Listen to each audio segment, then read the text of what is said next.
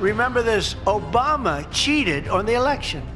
And we have it cold, hard, blue, and it's getting even more so because the stuff that's coming in is not even believable. Now, President Obama, Hillary Clinton, John Brennan, James Clapper, James Comey, and others, including their mouthpieces in the media, knowingly lied. I didn't know that they were going to do it. I don't really follow that too much. It's sort of a witch hunt, just a continuation of the witch hunt. The witch hunt that you should be talking about is they caught President Obama absolutely cold.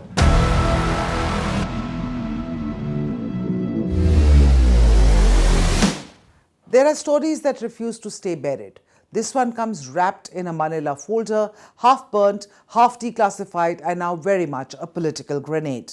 This week, Director of National Intelligence Tulsi Gabbard blew the dust off a long-suppressed House Intelligence Committee report that takes aim at one of the most sacred narrative of American liberal orthodoxy, that Russia wanted Donald Trump to win in 2016.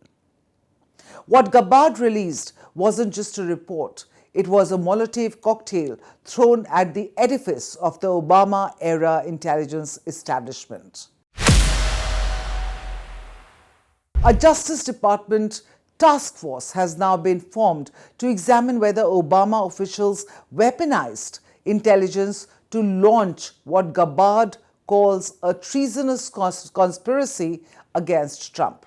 Now, the phrase may be incendiary, but the allegations are dead serious. Gabbard has declassified a once classified House Intelligence Committee report that disputes the 2016 intelligence claim that Putin favored Trump. The report argues that the original assessment relied on flimsy, biased, and unverifiable intelligence, some of which the CIA analysts reportedly tried to block. Gabbard accuses the Obama administration of orchestrating a politically motivated manufacturing of the Russia-Trump narrative. The Department of Justice has created a dedicated task force now to investigate the origins and legality of this intelligence assessment. The document, first drafted in 2017, remained buried for years. It focused on 4 key evidentiary pieces that allegedly supported the claim that Putin wanted Trump to win.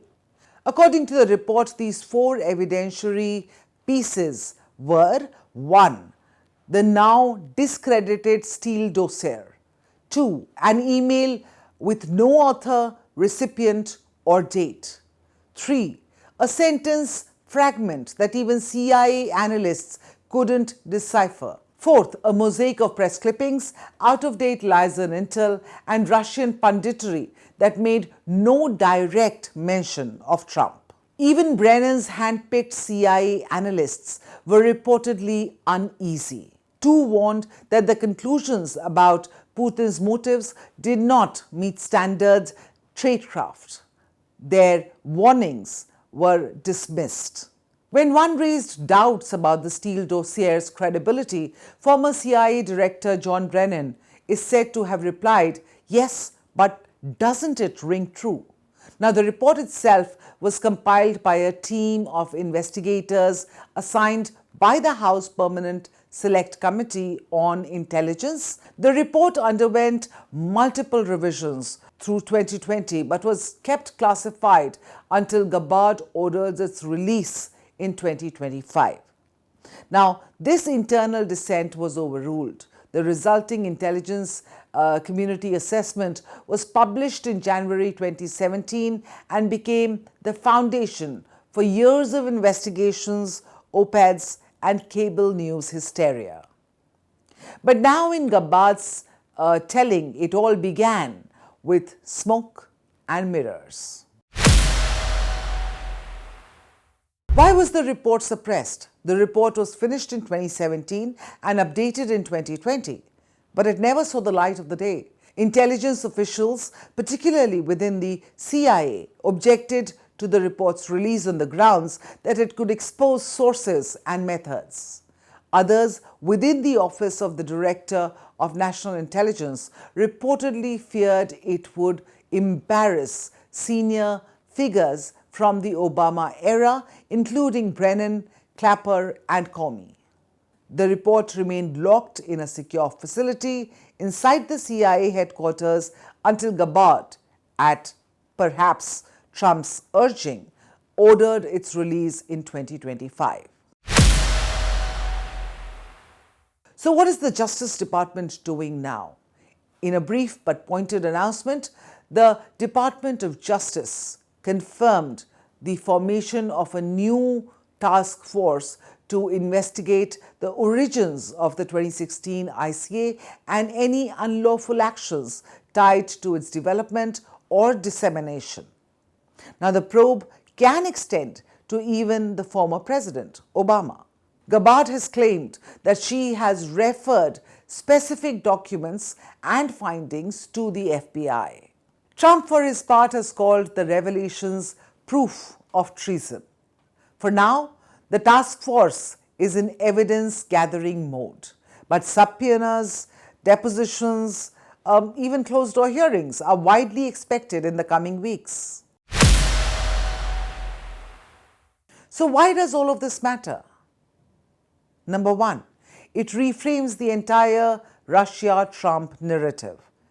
If the ICA's core conclusion was politically driven or based on unreliable intel, years of investigations, impeachments, and prosecutions are thrown into question.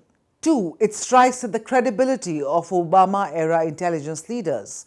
Comey, Brennan, Clapper all played key roles in shaping public understanding of the Russia probe. This report casts a shadow over their decisions and internal judgment. Three, it underscores the rise of a politicized intelligence. Now, this line between analysis, advocacy, it's supposed to be sacred.